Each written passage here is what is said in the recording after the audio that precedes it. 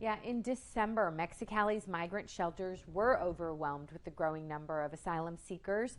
So our Adam Klepp went back to Mexicali and has an update tonight on where things stand.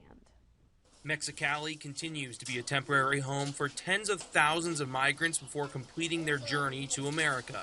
In the winter, the local government raced to open shelters. Now in March, many of the migrants have either found jobs and their own housing or crossed into the United States, so now only 2 government shelters remain.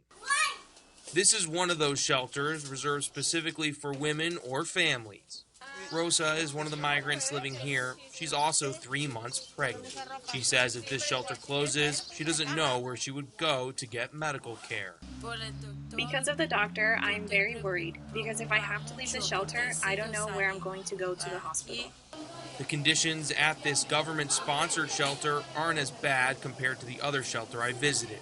Hijo Prodigo does not receive support from the government, and it shows. Conditions inside the shelter extremely rough. You can see pieces of the roof falling down and the sun coming through the ceiling. In these tents, more than 100 migrants sleep every single night, and to my left is the bathrooms where there are just 2 toilets to share between all of them. The director of this shelter tells me migrants pay 50 cents a night to sleep here and stay for maybe 2 or 3 days before finally attempting to cross into the United States. Evidence on the floor in the shelter suggests pigeons also have made Hijo Prodigo a temporary home. The birds even occasionally are caught and cooked by the migrants who stay here. The shelter director says there are no lights in the shelter and it gets extremely hot in the summer months. Truthfully, we have many problems. We have no electricity. A dentist in Holtville and members of a Brawley church were at Hijo Prodigo to provide medical services to migrants. Gail Cheatwood says he and many others pulled teeth, gave out eyeglasses, and provided medications. Yesterday there was a lady that had her blood pressure was 300 over 160, so they just immediately took her to the hospital.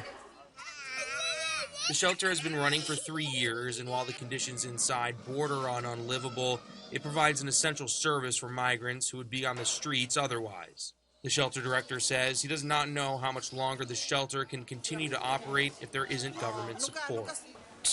We have had some instances where there are only 5 or 10 immigrants here, but they don't close it. It'll remain open as long as there are immigrants. And with the United States on pace to have over 2 million apprehensions at the border this year, the constant flow of migrants through Mexicali doesn't look as if it will slow down anytime soon.